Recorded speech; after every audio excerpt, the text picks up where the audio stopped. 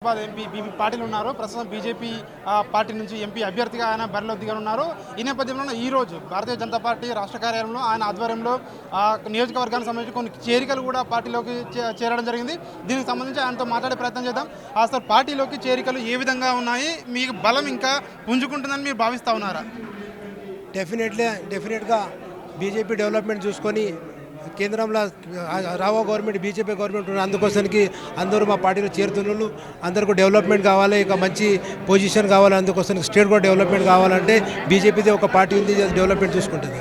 Sir, ప్రధానంగా మీరు 2 సార్లు ఎంపీగా అక్కడ గెలుపొందడం జరిగింది. మీపై ప్రత్యర్థులు విమర్శిస్తూ ఉన్నారు. 2 సార్లు గెలిచిన తర్వాత కూడా అభివృద్ధి చేయలేదు బీబీ పార్టీలు అని చెప్పి విమర్శిస్తూ ఉన్నారు. వాళ్ళకి మీరు ఏం సమాధానం చెప్పబోతా ఉన్నారు?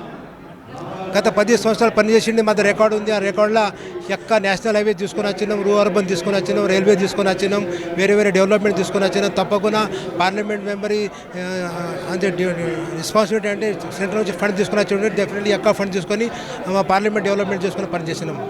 సార్, మీ నియోజకవర్గంలో కాంగ్రెస్ పార్టీ బలంగా ఉందని చెప్పేసి కూడా వాదనలు వినిపిస్తూ ఉన్నాయి. ఇది ఎంతవరకు నిజం? సో బీజేపీ బలం ఎంత మేరకు పుంజుకుంది ఇప్పటివరకు?